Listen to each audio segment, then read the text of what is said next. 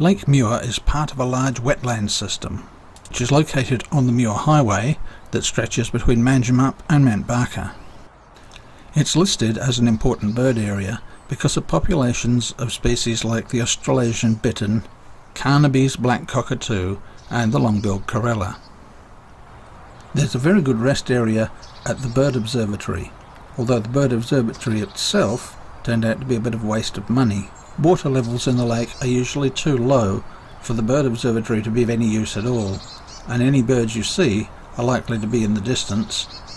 Further east along Muir Highway is a rest area at Muir's Bridge. It's a good alternative to the observatory site if that happens to be full. The lake was named after Thomas and John Muir, who were the first European settlers in the Warren district.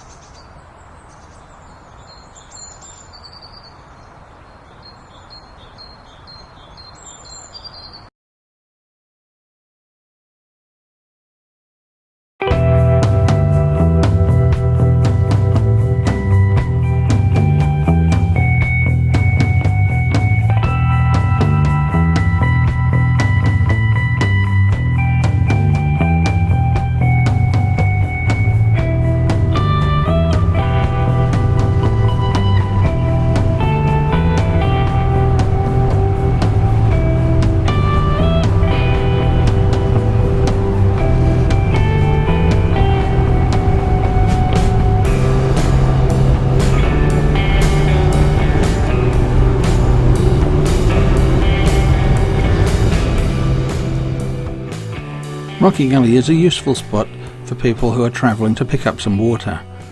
One tap is located at the rest area on the highway, but there's another area at the back of the town on the north side where there's an older toilet block, a tap, this playground and a small park area. That's a good spot to stop and have lunch.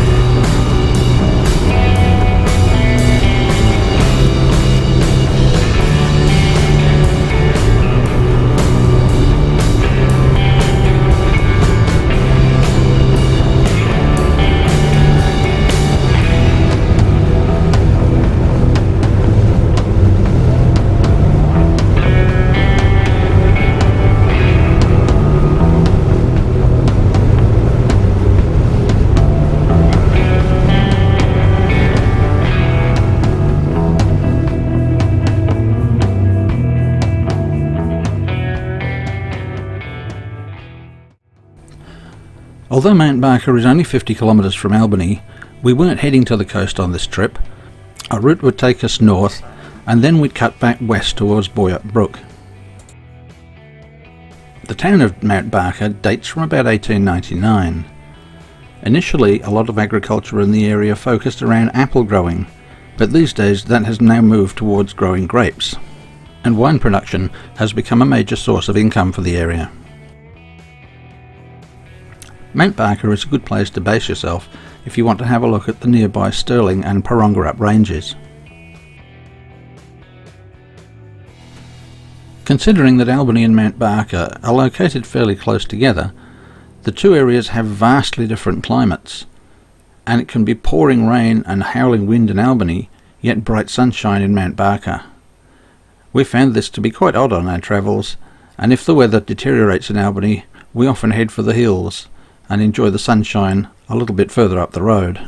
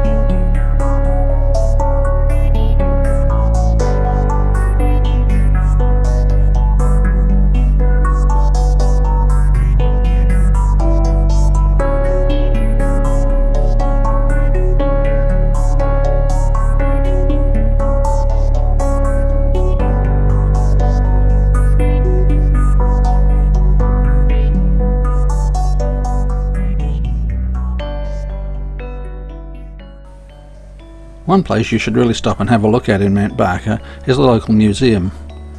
We'd passed this many times and never bothered to drop in.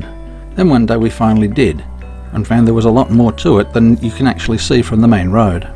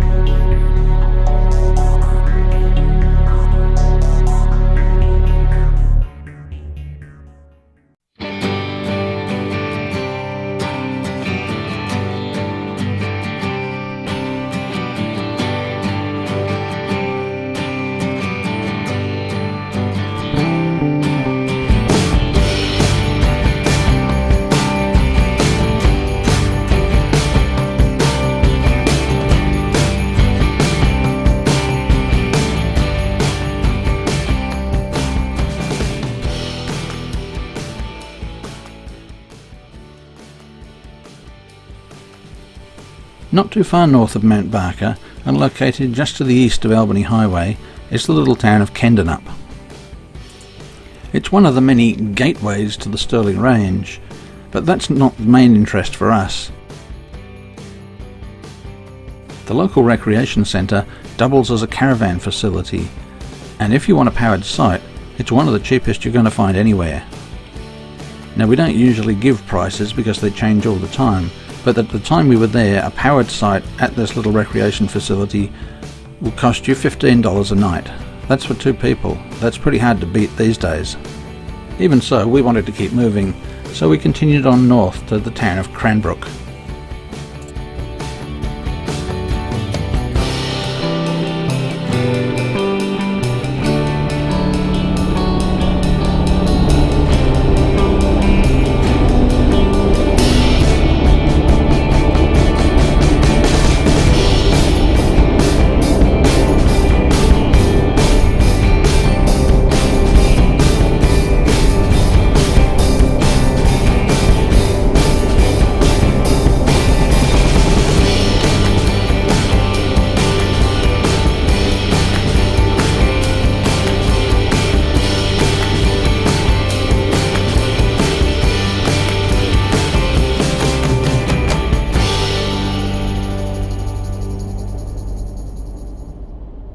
Cranbrook is another RV-friendly town and has a 24-hour rest stop for self-contained RVs and caravans. It's located just across the road from the pub, but it isn't very large and it is sandwiched between the road and the railway, so if the trains are running, you might get a bit of disturbance at night.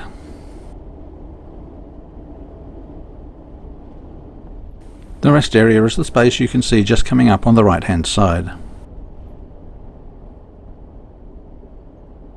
We had considered stopping overnight at the rest area until we saw what it looked like.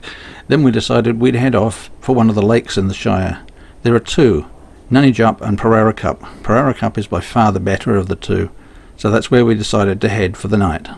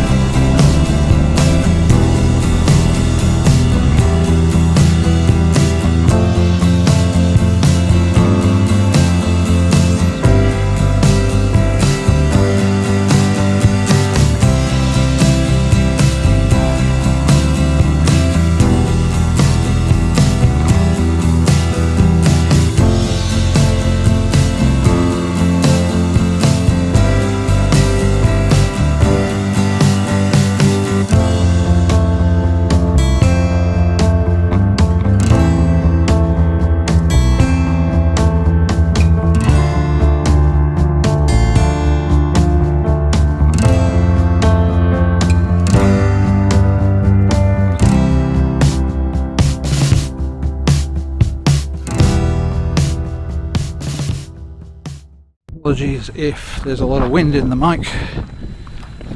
It's quite a breezy day. We've moved on a fair bit from where you saw us last time. Today we went down to Rocky Gully from Muir's Lake. Lake Muir, I'm not sure which way around that is. And from there we went to Mount Barker, Tenterden, Cranbrook, and now we're out at Lake Poorarecup, or Poorarecup Lake, whichever way that goes round. Quite a breezy day. I'm hoping my voice comes out okay on this. We'll turn around and have a look at where the campsite is now.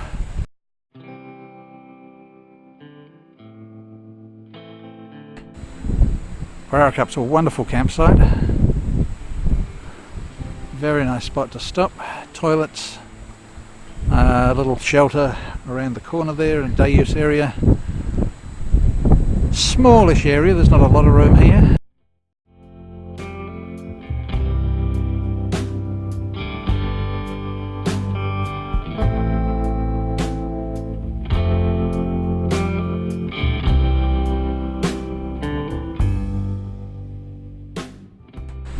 There are toilets over the back by the boat parking. There's a boat ramp here which you can see maybe in the distance. This is not exactly a zoom camera.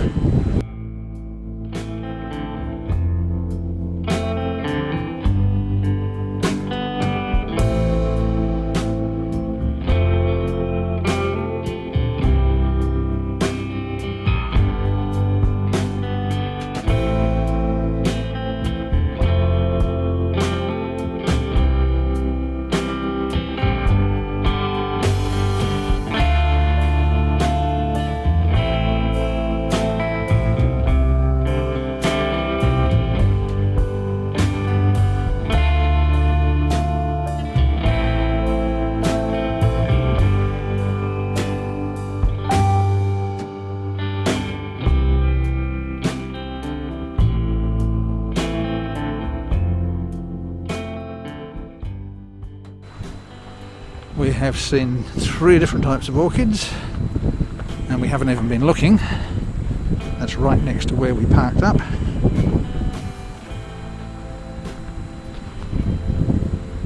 Just going through the long way to get to the day use area.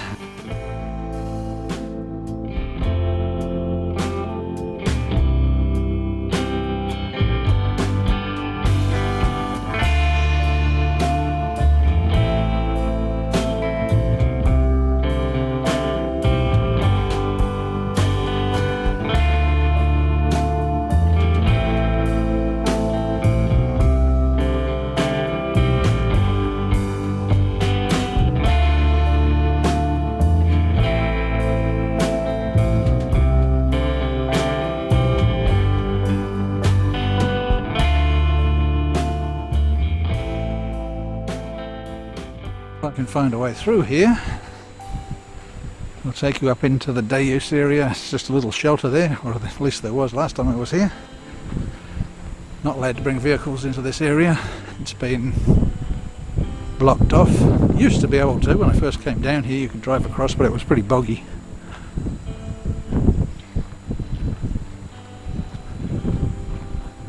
Okay. Another good spot in here for caravans.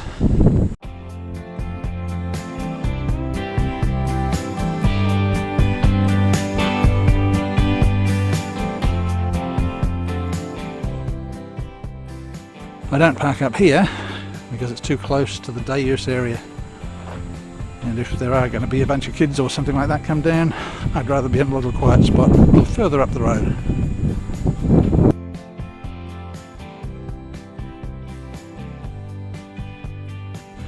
And I'm puffing and panting because I've just been setting up camp. Okay, day use area. Just a shelter there. You think they might have wanted to put some seats or something under there, but no, it's really been here for a long time.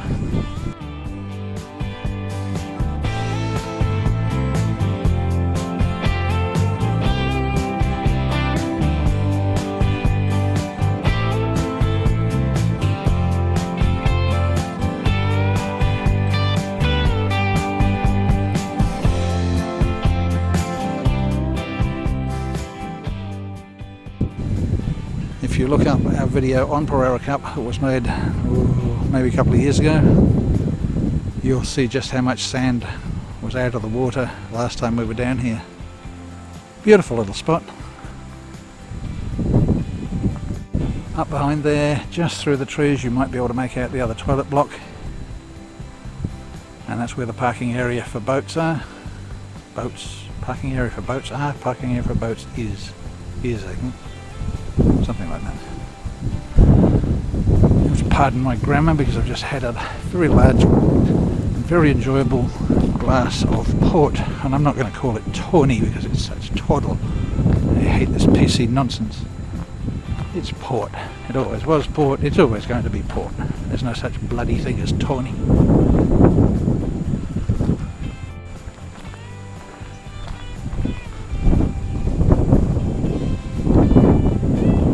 And there you have it.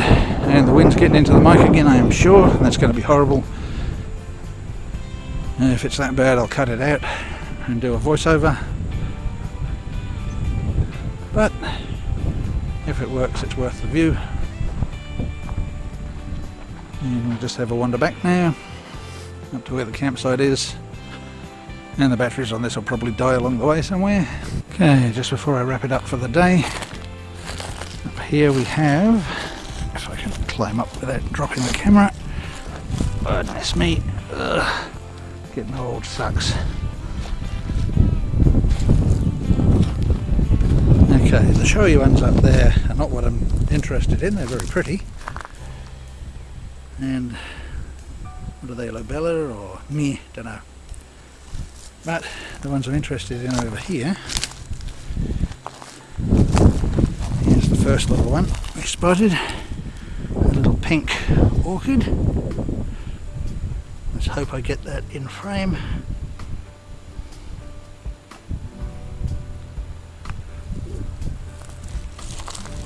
And just across here somewhere, if I can spot them, because they're very hard to see. Ah, there we go. Little donkey orchid, or a very brownish one. Let's try and get the grass stems out of the way and get that in a frame. It's a donkey orchid, no doubt about that, but one we haven't seen before. Very unobtrusive, being very brown and yellowy, not the usual bright colours that donkey orchids are. And here's another couple just down here. Hopefully it'll pick those up. Oh, I'm trying not to shake. And we think these may be some sort of Boronia. Little bell-like things. They do have a perfume of some sort. So it's looking quite good as a wildflower area. There are some cowslip orchids here too. Best not to tread on anything on the way out, because other people obviously want to see them when they come along. But the showy ones always get the most attention, things like that.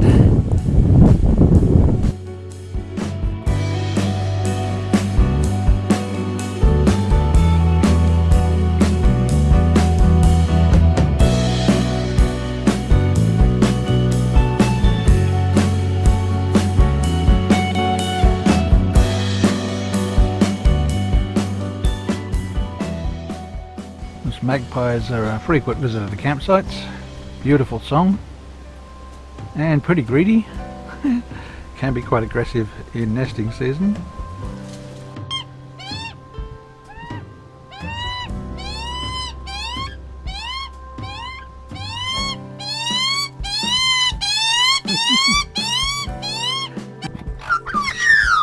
Oh, he attacked the parrot. The baby attacked the parrot. Yeah.